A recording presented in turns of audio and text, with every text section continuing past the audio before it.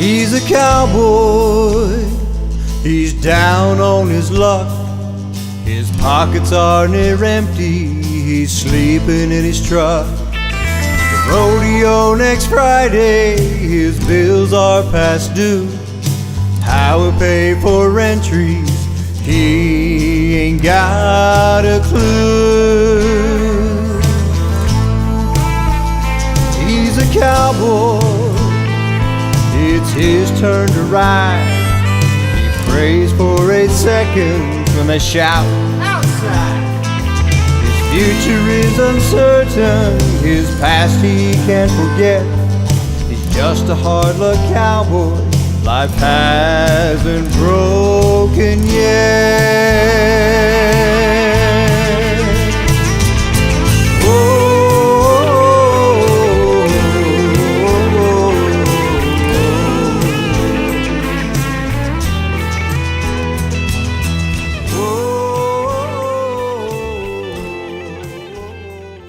Welcome back, True to Horse Horsemanship.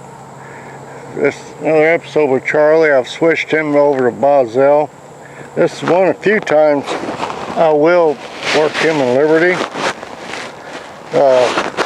because the proper length of my Makati for the bosal is my rein part. I should be able to put it behind the cantle.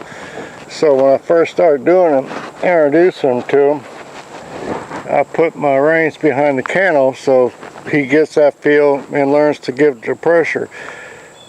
Me personally, what I like doing, I like getting the horse giving and doing everything in a snaffle bit first, because I found out it's easier on the horse, it's easier on me, and actually I save a lot of time before I go to a bosal. And now the only thing is, you got to realize, and I'll talk to it when I get in the saddle, probably more in depth, is the pressure points on a bosal is different, of course, than an O-ring snaffle. O-ring snaffle, you're working off sides of the mount. With a bosal, you're working on his top of his nose and under the jaw. So like him, he can do side passes and everything pretty now with O-ring, but I know when I go start working on it with this, that he's going to act like he never does it. So I'm going to first just move him out.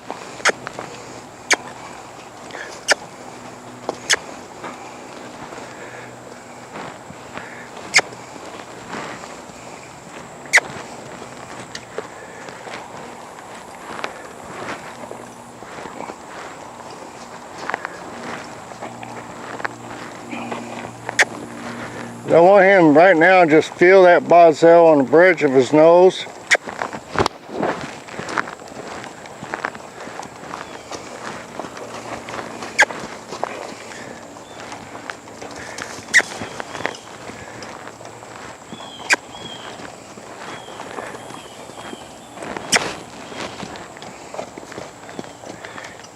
Now right there he turned on his own, but you know, at this stage, knowing Charlie,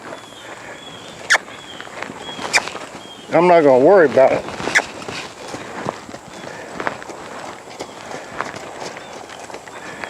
Now here's the funny thing with horses. I wasn't going to film this part of it.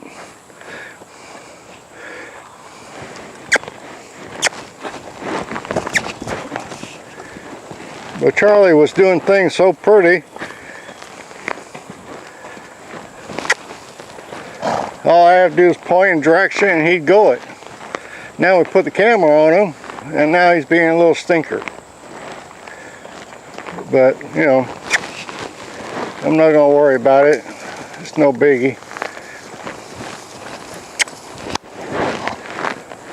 So I just want him to feel it right now. I mean, just get the feel of it. There he goes. Charlie, when I do work in Liberty, he's pretty good. I can just point and he'd change the direction. Right now we got a few horses as usual hanging around, so it's got him a little distracted.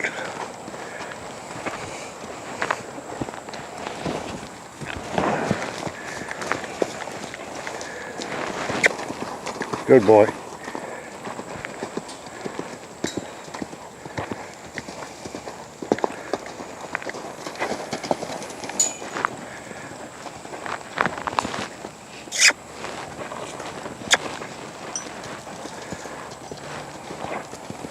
So now I'm going to just move him out.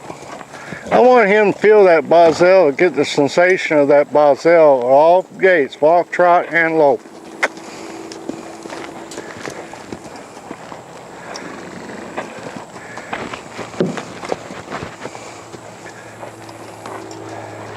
And you know, I'm not one of these picky SOBs and want to show off, expect that horse to turn into me every time.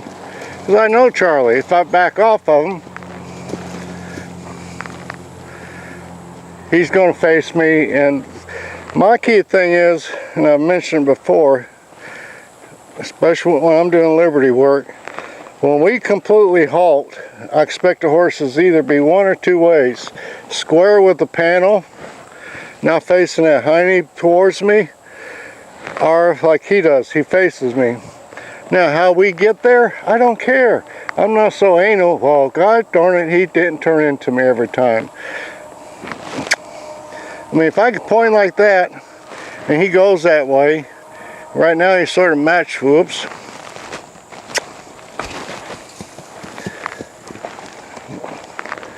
He went, and that means he's paying attention to me.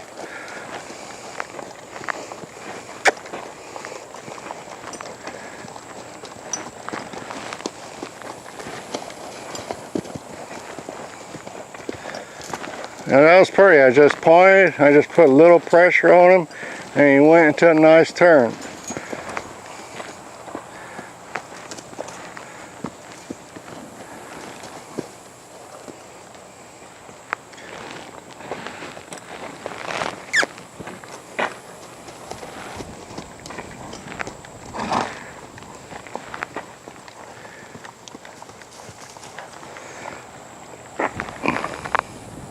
Like right there, I took all the pressure off him. What does he do? He stopped.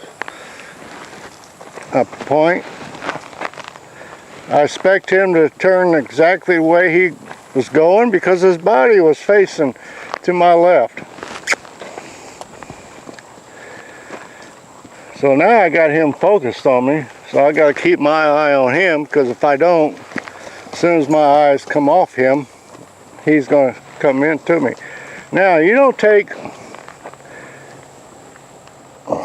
I got a question a while back. A poor lady just bought a horse and she threw it in a round pen and it ran like a Dickens. So right there told me, number one, she should have a line on that horse, and number two is that two other trainers, and it did well there, but with it running like a banshee in the round pen, that was telling me what they were doing. They were wearing him out. But you've seen me time and time again, and I've said this time and time again, at that start, all that is my gauge. Now with him, I'm doing liberty work, so he gets the feel of that bosal. So when you take a horse, and my point being, when you take a horse like that who runs around like a banshee, you know, a lot of people say, well, just relax and look down and the horse will calm down. A horse has to be taught that. I mean, you take a horse that's in that, you gotta realize when a horse is just running around willy-nilly around pen, they ain't focused on anything but running, getting away from something, getting away from the pressure or whatever. Or somebody trained them to run around like an idiot. I had one buckskin years ago. That's what they did, and it took me a long time to get out of it. And that horse still, after a long time, it had a tendency, when it went round pen, it wanted to just take off running. So right there, right now, I just want Charlie to trot. Now, if I wanted him to walk, I would step in front of his shoulder and just bring him back down.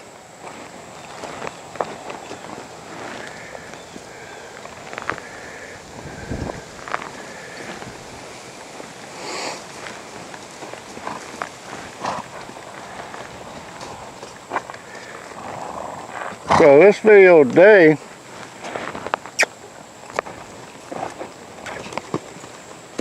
is going to be about some canter work and introducing a bosal to a horse first time, because the mechanics of bosal, like I said earlier, is a little different than an O-ring.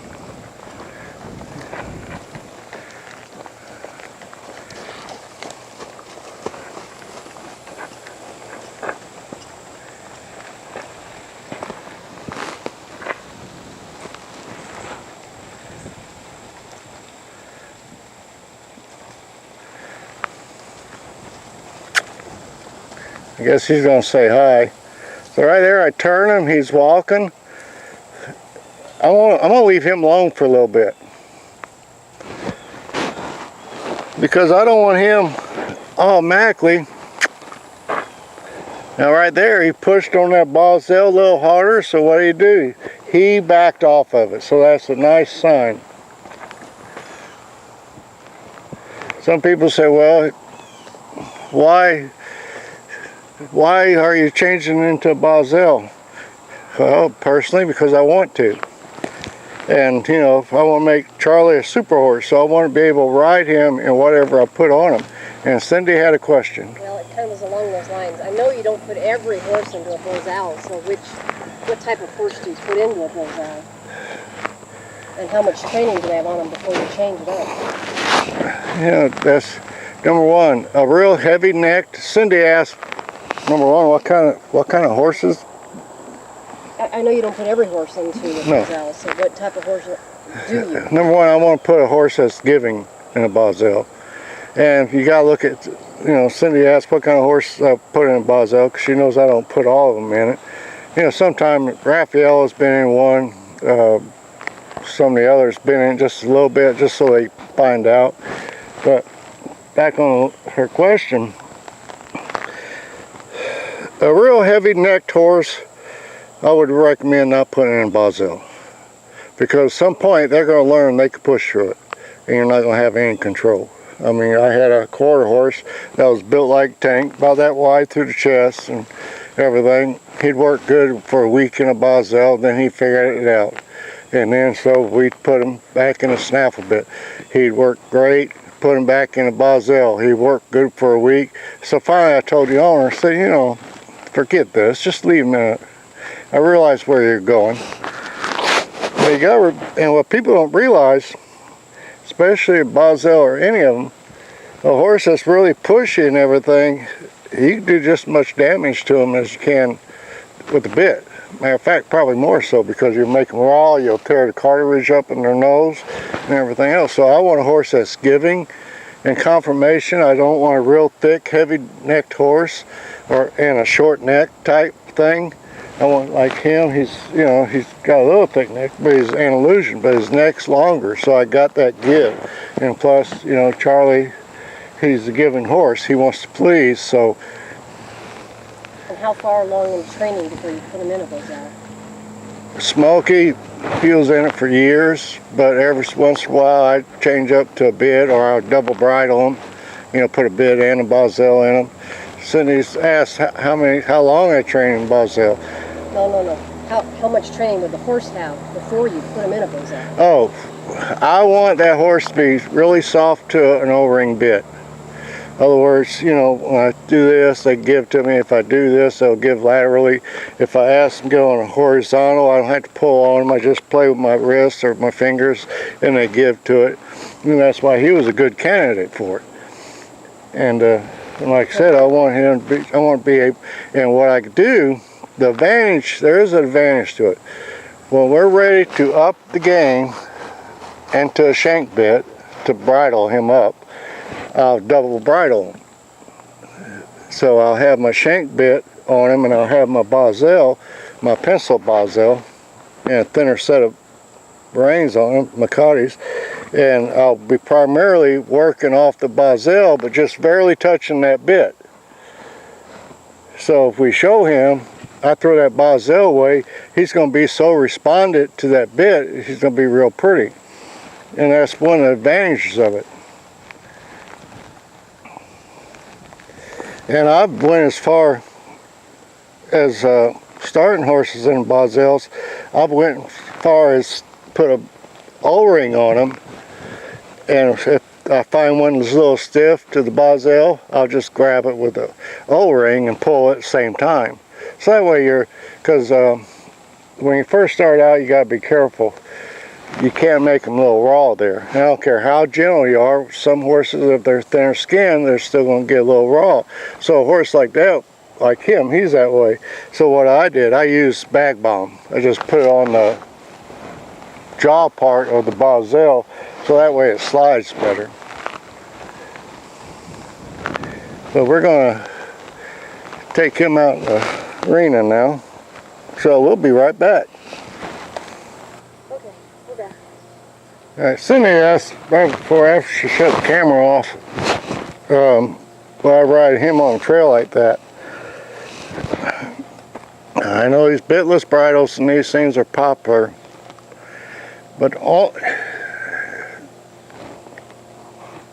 if he's a seasoned horse, yes, I would.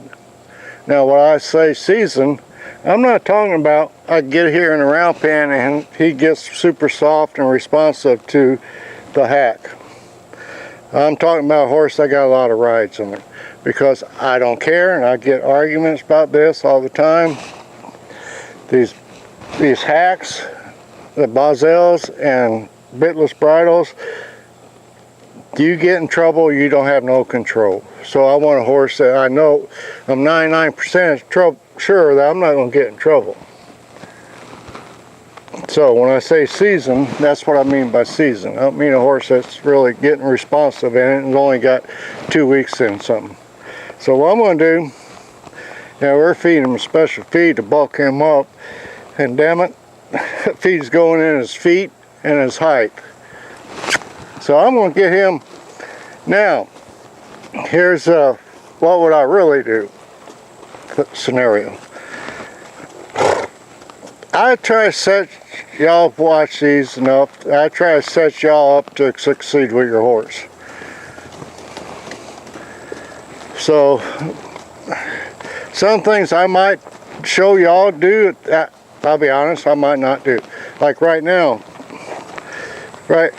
since we've worked him in the round pen and got him respond to the pressure of the nose on his and underneath,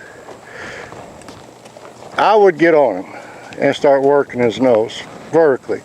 But instead of y'all fighting with it, let him get the feel of it. I'm going to take my loose end of my Makati and just pull on him and just get him to give to it now. Is this the first time he's been in it or no? Pardon? First time he's been in it or no? No. Oh. He's been a couple times. But he's not been enough where I'm hoping, So I'm gonna pull on it here, get him to give to it.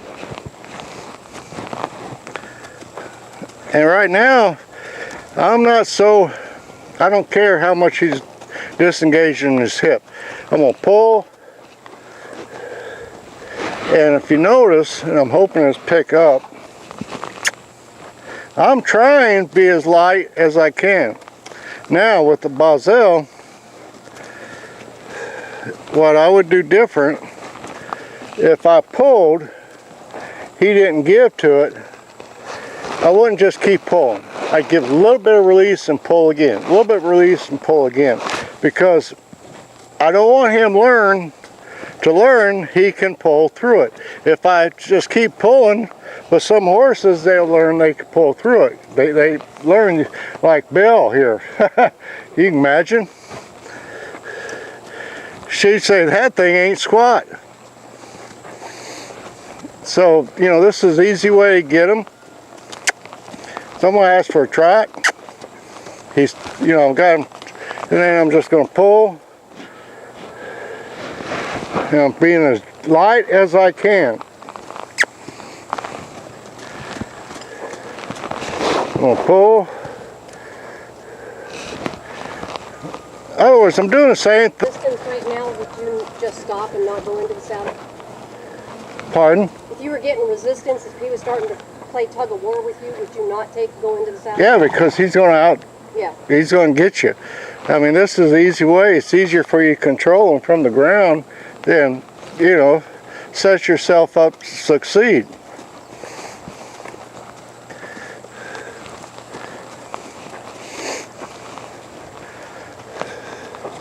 So I'm just going to pull. Now right there you saw me give him a bump.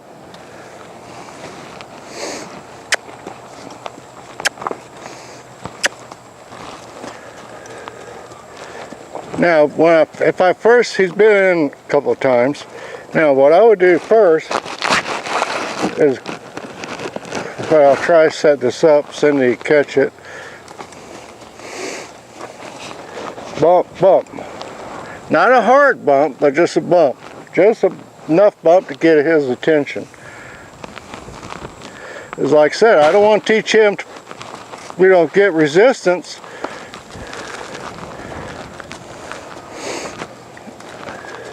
And the first time it might take a few bumps for him to come, but be patient. Wait for it. Wait for it.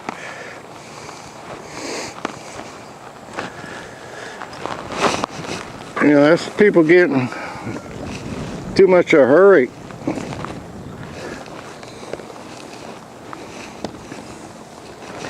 And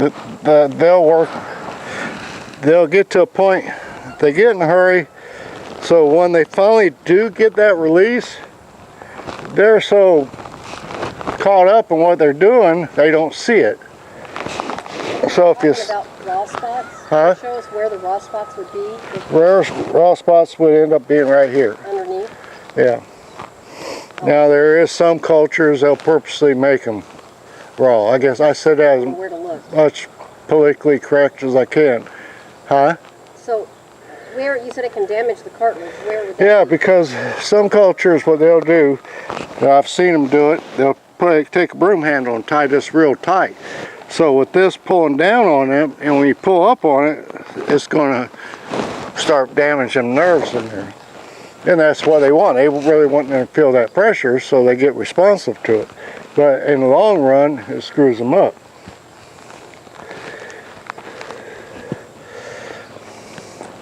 And like the mechanical hacks, you really got to be careful with them because they'll do the same thing. But they're quicker to damage the nerves in the top of the nose.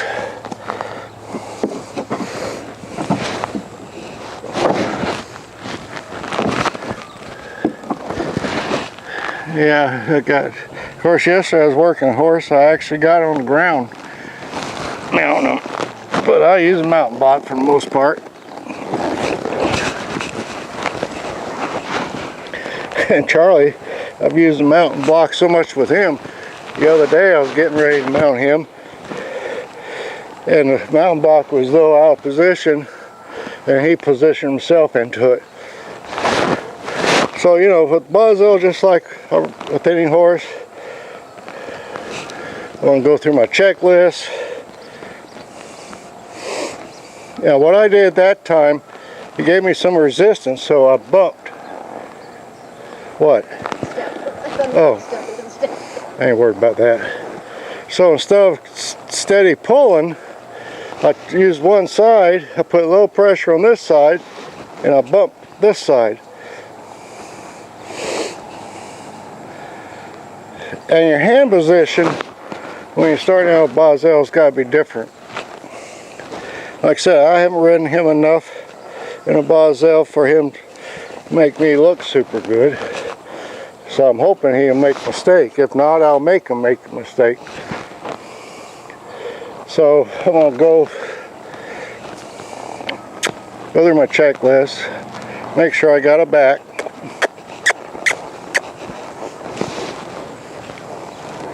And same thing, once he gets in frame, like right there, I'm bumping him, bump.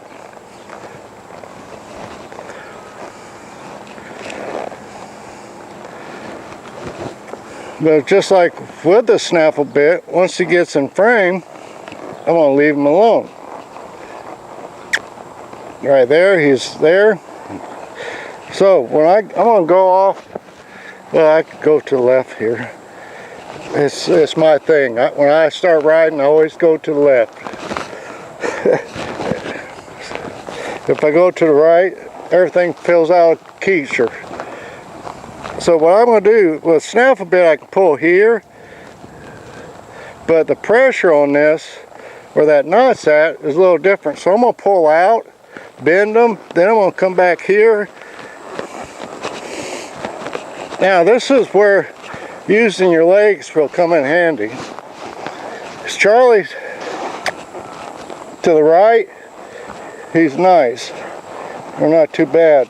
But what I'll do, I'm going to take my right leg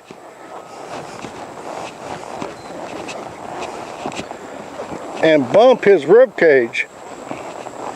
Same time I'm bumping that Makati at first. So I pull and I'm going to release. I'm going to pull, I'm going to take my leg and put on him. As me bumping him on that same side, I'm not cueing him to turn with my leg. I'm softening up that rib cage by that bump. Now right there, he gave to me pretty easy. I felt some resistance, so I bumped him with my leg.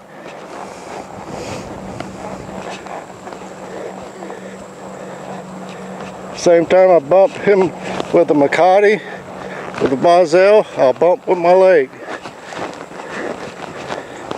Because I'm going to set him up to succeed. I'm not going to keep pulling like this, pull on this, because I'm going to get resistance. And he's going to learn he can pull through it.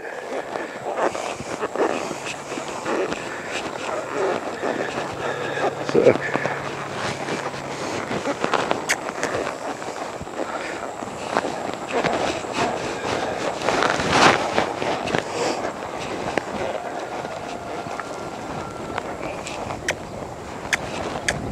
good boy.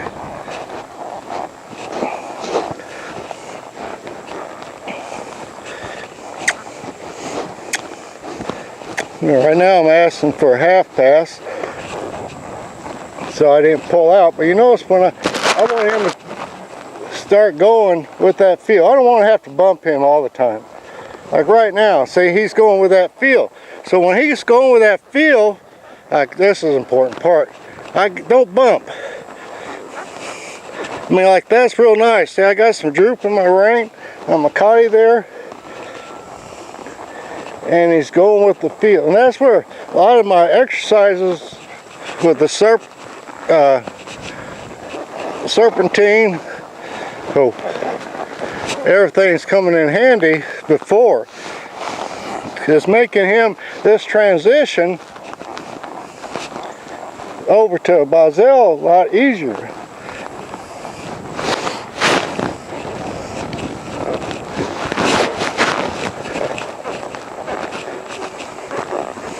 If you notice, I'm going right back to my serpentines.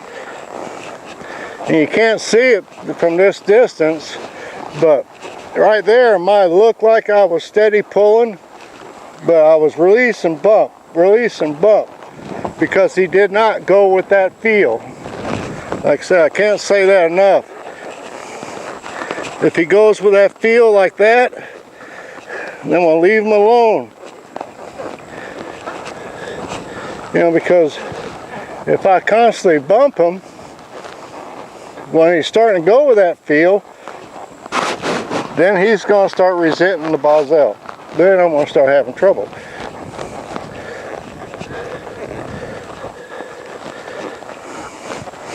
So when I first put him in a bosal, I didn't, you know, I started out pulling out, bump, and give, I'll leave him alone.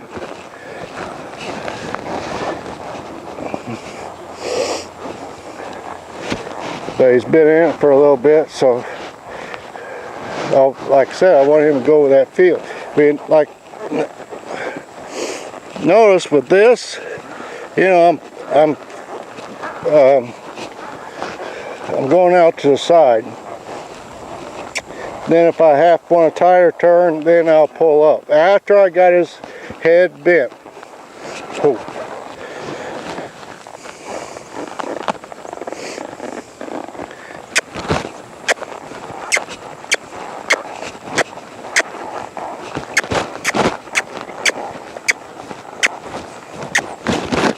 There we go. Good, Charlie.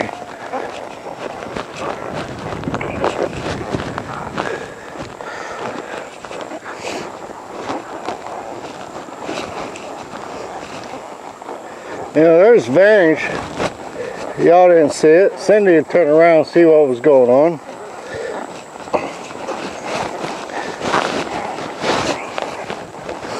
There's a bunch of horses running out free in the pasture next to the arena.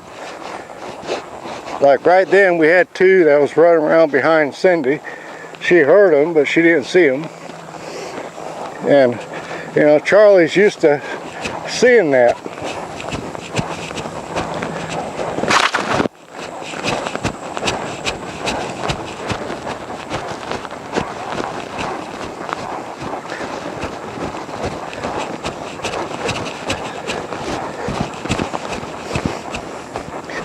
Now here's I'll bring up something here in a minute. Oh. If you watch my offhand, which be if I'm going to the right, be my left hand. If I'm going to the left, it'll be my right hand. This is where a lot of people I see get in trouble, no matter what they're riding in. They'll go across the center line. I'd say 9 times out of 10 when I neck rein a horse, I don't go across the center line. If you watch my hand, it stops right there at the center line.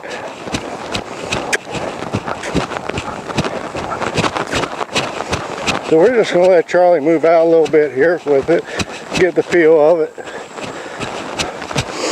And when I was like right there, I set his head. I didn't use both hands. I mean, just like I would with when I'm riding in a bit. I just use one hand. I just bump, bump, bump. He sets it right there, and I leave him alone.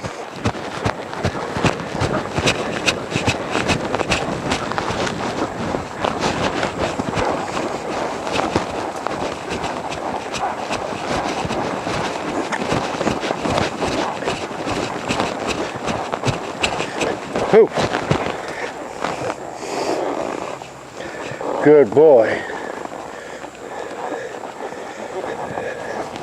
To me, the last couple videos, and to me, me and Cindy probably race up there. They've been boring, but you know, so I'm going to ask him to do a half pass here. And like I said earlier, I know it's not going to be as pretty as it was with Snaffle Bit. And I know that at first, you know, he's been in it for a little bit. I might have to go to basics. In other words, might have to pull out and teach him to move that hip from a different pressure point. But when I got that hip where I want it, I release him, let him go forward.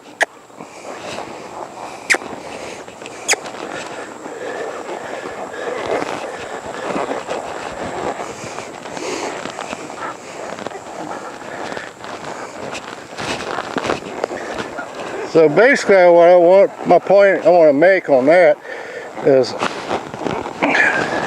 you got to realize when you change equipment, you're going to have to, you know, be patient with the horse.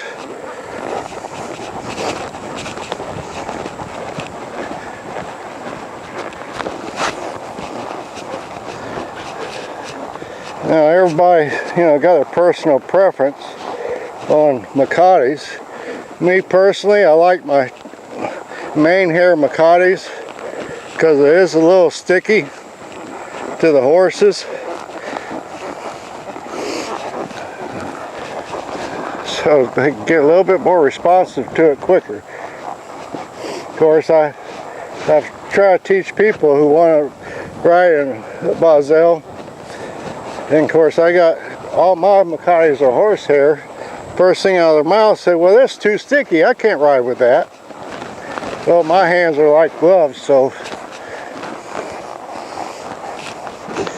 right now I'm just letting him meander about. You know, when you're working a horse, you gotta realize part of all of it's not doing something, schooling. A lot of it is to keep a quiet horse is exactly what we're doing. Just, I'm letting him have his head, I'm riding him on a loose rein, and I'm just letting him go, and I still am schooling a little bit, because I'm putting pressure, like right there, I'm neck reining him, as soft as I can. Ooh, that was pretty. He bends, and I leave him alone. But if I have to get down here and bump him a little bit while I'm neck reining, I will. But right there, he gives that and moves off my leg. Just like that, I leave him alone.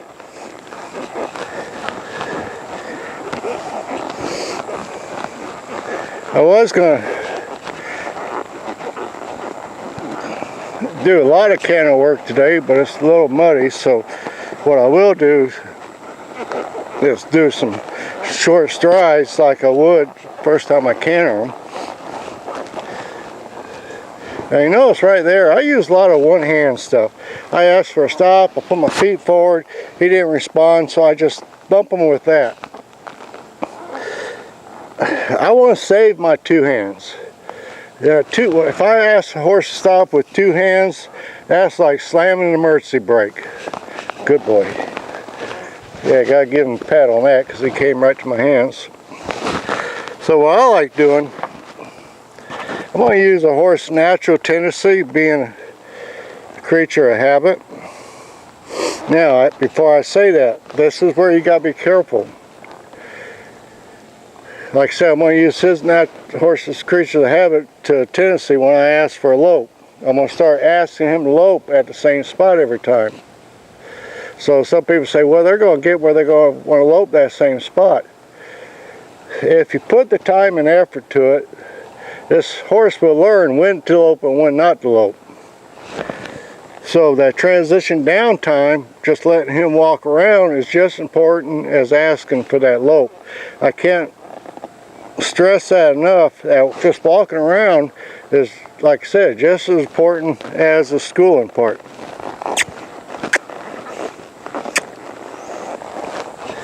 So first I'm going to just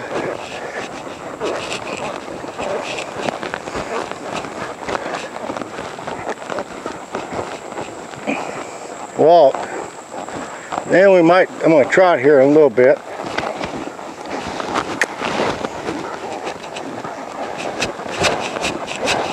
And while I'm using my calf to ask for that trot.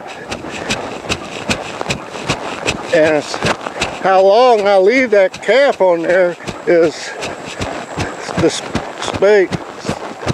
speed I want.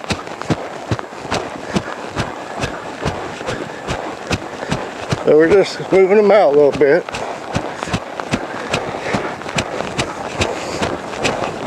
I'm going to do it from a trot. I'm going to ride forward. Let them canter out. Ooh. And ask for a stop. You know, a lot of people say, well, you know, that was real slow canter. I want to keep that slow canter going. So instead of, and especially today, footing's a little sloppy. Not too bad, but I'm not going to, if he's a shorter horse, I'd probably push him a little bit harder, but he's not. So I gotta take that in consideration. So when I first canter a horse, instead of them, I want to set them up to succeed. So instead of cantering a whole length of a way, you know, I'm going to do in short spurts. And I'm going to work more on my departure than I am the canter itself. So now we're going to walk them out.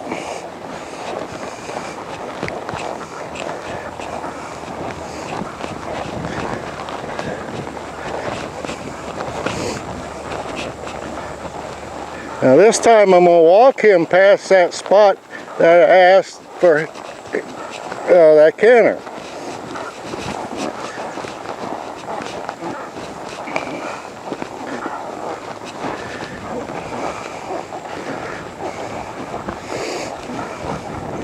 So I'm working on two things right now. I'll be working on mainly getting some canter work done with them, but working on his departure, and I'll be working on his stop. So he walked, so we're going to ride forward, move that hip a little bit.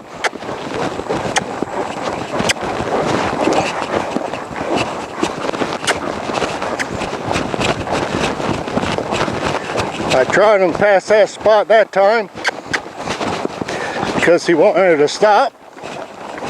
So I'm not going to get after him. I'm going to just keep his feet moving.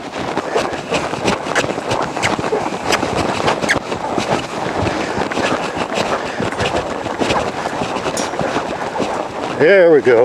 Oh. Like right there, if I got after him when he tried to stop and when he transitioned down, if I bumped him forward, I would have taught him to start getting a hurry. So what did I do? I just kept going and kept going, and this time, you know, I stopped in the center here, but he cantered past that corner.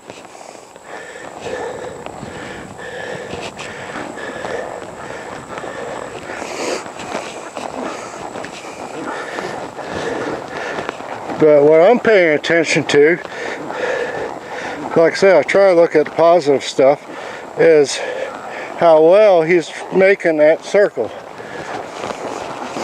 Yeah, he's trying to stop a little bit. And I like cantering slow circles first anyway, because that sort of helps him slow down.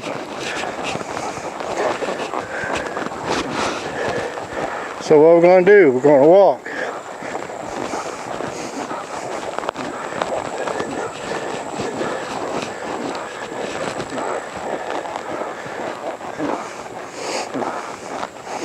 I'm going to take them over to the rail some.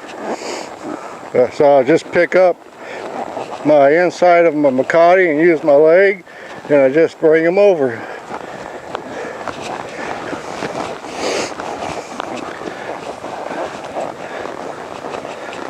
So here he likes to fall into the gate. So what I do, just for tips, I use my inside leg, put that on him, but I use more outside leg to push him around the corner. So we're going to ask for a lope again.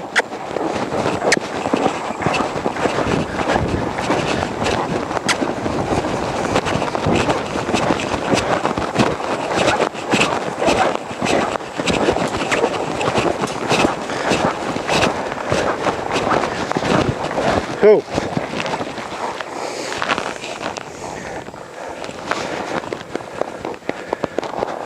And let him rest. You know, the biggest thing, I've said this in the past, and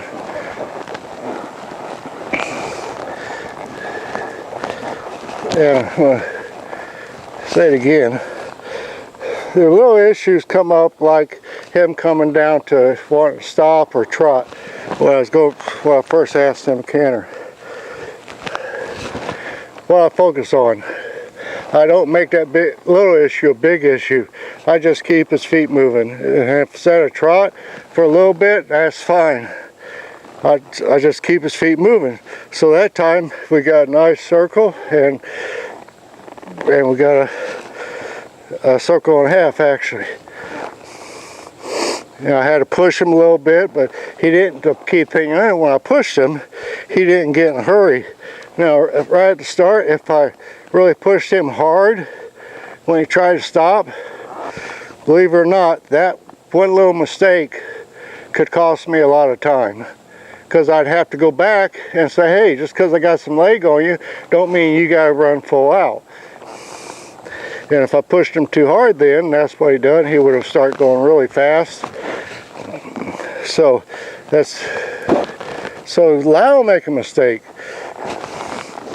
You know, that's how they're going to learn. Like I said, he did a trip and a half, so I stopped him and I let him rest. You know, I like to do more in the canter work, so I can, by the end of the day, I could be doing figure eights both ways, but it's just it's really important. I don't even care if you're just trail riding. Teach him how to use himself. So when they, like, see, when he moved off and he started taking a step, he automatically went on the vertical. He's found out that's the most comfortable way for him to travel, instead of being all sprawled out and back hollowed out.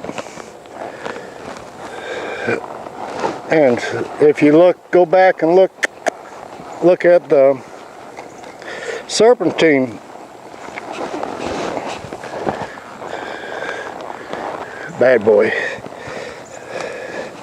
video, when he was collected and using that hiney, he was making pretty curves, but when he was all sprawled out, he was all over the place.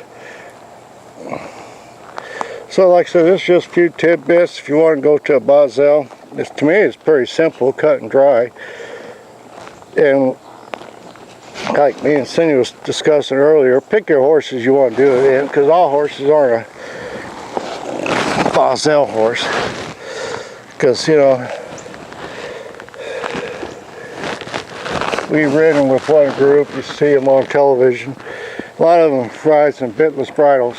These horses don't get to that bitless bridle worth a hoot. Their nose is up in the air, and I'm thinking one guy, he got dumped because he didn't have no control of the horse. His horse just moved out from under him, and he went to grab him, and the horse said, "Oh," and it scared the horse. So the horse, instead of coming to the bit and backing off of it, he just got that nose way up in the air and took off.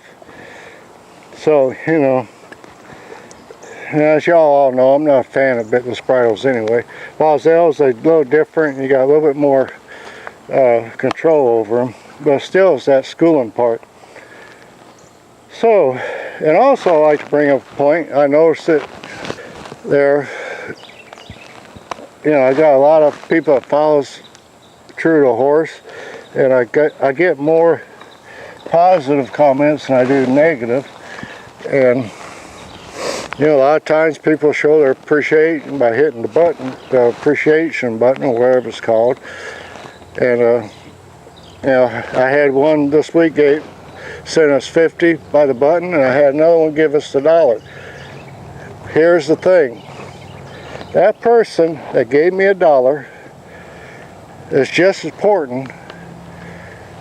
I hope the person who gave me 50 don't take offense, but it's just as important as that person gave me a 50.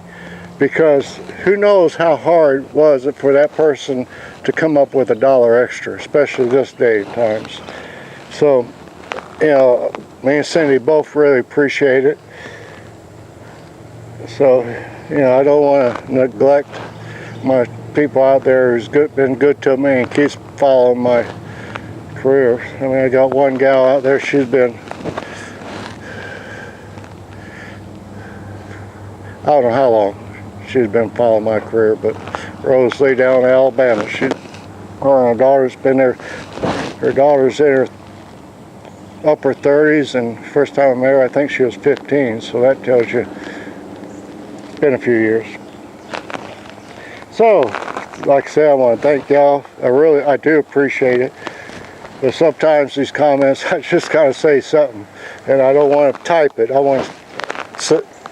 I use it like I'm saying it face to face to them. So anyway, thank y'all, who I really do appreciate. You know, so with that said, to my kids, grandkids, special person out there, watch State Lady Cadenier, God bless, take care, be true to horse, and they'll be true to you. Thank you.